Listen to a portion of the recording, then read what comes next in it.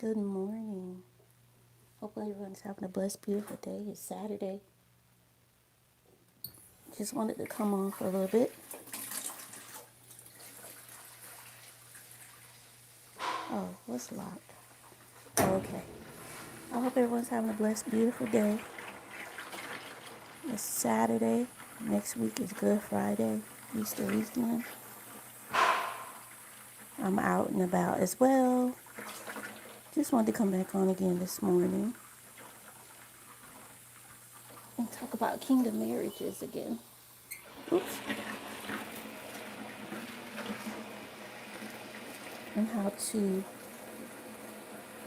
any questions or things that I'm still learning what God has for us in preparation for marriage. I know sometimes it's not always easy to struggle. And just be honest, sometimes we want what we want, but the flesh can never prevail. We should never let the flesh know that it's going to win.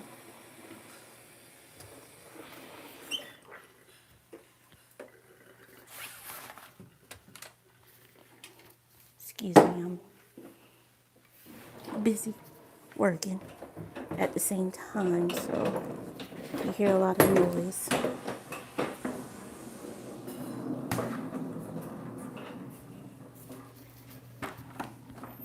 But yeah, never let the flesh prevail. Never let the enemy get you all booed up, just encouraged, stressed out. Oh, shoot. Or feel that marriage is not going to happen for you. God is always a God of order. God is always a God of timing. I have plenty, when I say plenty, I have so many beautiful testimonies on how friends and family waited on God and trusted God in the season of marriage. And He showed up and showed out for them more than we ever would know. So if you desire to marry, it's okay to wait on God. I know the enemy gets in your mind and say you'll never get a wife, you'll never get a husband. That's a lie from the pit of hell, especially if you desire it. I'm sorry if you hear a lot of noise in the background. Because why? Marriage is a beautiful thing. God designs marriage. God shines and smiles on marriage, especially when He chooses the one for you. Do you not know you can build legacy? You can build so much when you trust in God and wait on your marriage with for Him. He will give you your heart's desire.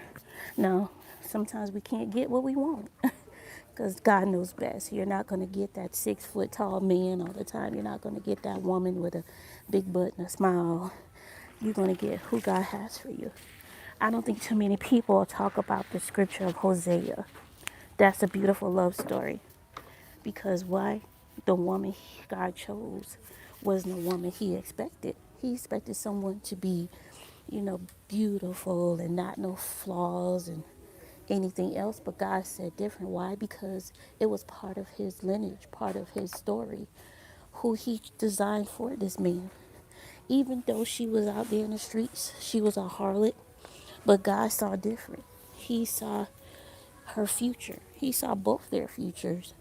And I think that's a beautiful love story. Everybody's always talking about Ruth and Esther, which is nothing wrong with that. But everybody's not going to get a Boaz. Everybody's not going to get a Ruth. Everybody's not going to get an Esther. We're going to get who God has for us. And I don't think a lot of churches or people talk about that. They're so stuck on one mindset of a story. It's not always your story. Everybody's story is different. Everybody's story is going to be different. So I would dare say, ask God, what is your story? Who is it that God has for you and only for you? I don't expect mine to be behind a Boaz. I don't expect mine to be, you know, hey, good morning, Queen. Thank you. I don't expect mine to be Boaz. I expect mine to be whoever God has for me. And that's a problem in society. We always stick to the norm or stick to one type of story, but we don't even dig deep into these stories. That's why I tell people, when you have questions, go to God. Don't trust in man so much, not even your pastors or anything. God has all the answers. He will never steer you wrong. So I'm so grateful to God to know that if I have, any questions, I can go to him and he will give me any answer that I need. Any answer. But the problem is, when we go to God, we don't like the answer. We don't like the answers that, we get received from God, because why? We want it when we want it. And God is not a genie. He's not going to give you everything that you want, everything that you need. He knows what you need in his timing, but not our timing. So that's why I'm so adamant about these marriages now, because the enemy wants to keep us so distracted from each other, fighting, and this man don't want this, or you want a bag. I didn't know nothing about a bag until people started explaining that to me, because I'm old. This man got to make 200, 100,000 K a year. I get it, I get you want a person that's financially stable. But what if God send you someone who's not? Then what, you gonna tell God no? Oh, okay. So tell God no. You tell him no, and then he's gonna say, okay, you're gonna wait. So you might have to wait another 3 or 4 years before you get married. See, when you tell God no, it's like refusing the blessings that God has for you. So don't cry. Don't get mad when you don't get what God has for you, because you refuse it. It didn't come in the package that you was looking for. Nothing is ever going to come in the package that we design or we desire. God's going to give us what he knows is best for us. So if you get that man, there's a young lady. She's married now. Went through a hard marriage. Her husband is 5'11", I think she said, and she's 6 something. And she was like, she wasn't expecting a short husband, but she said, Lord, I thank you for my husband. Why? Because God blessed her to get who is for her. She said she has never been so happy in her life. This man takes love on her, treats her with respect, give her heart's desires. They're building businesses together. They're building for their family. So you never know. Don't miss out just because your friends say, girl, you can do better. He don't look the type. He ain't did this, he ain't did that. It's them same ones that tell you this, because why? They ain't got nobody. So be careful of those who are in your ear. My circle, when I say it's small. Why? Because this is a season I don't have time for people in my ear to, tear me away from God and get me distracted on who to date and what to date and how to date. I'm not dating for what? That's distraction. I'm sorry.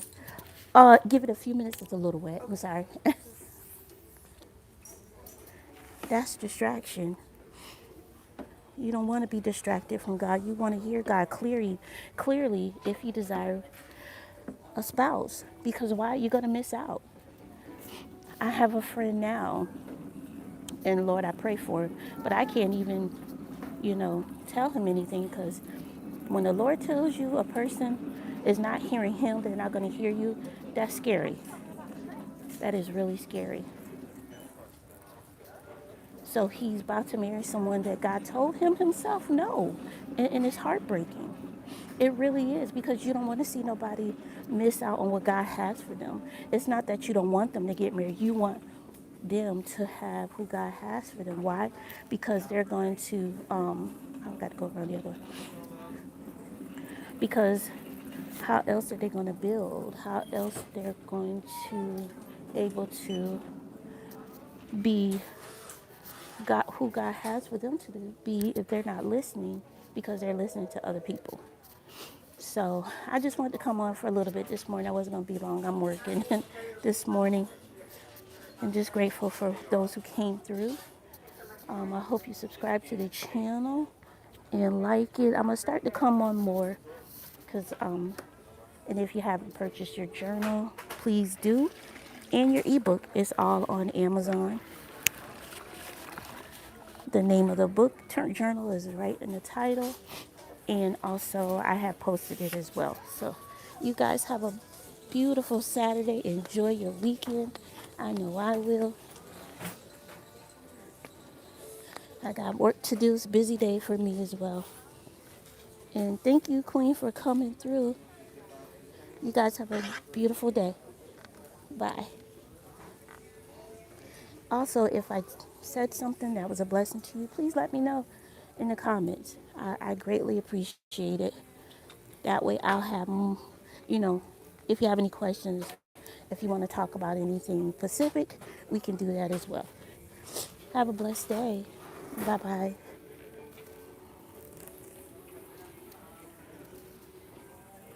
I thought I had a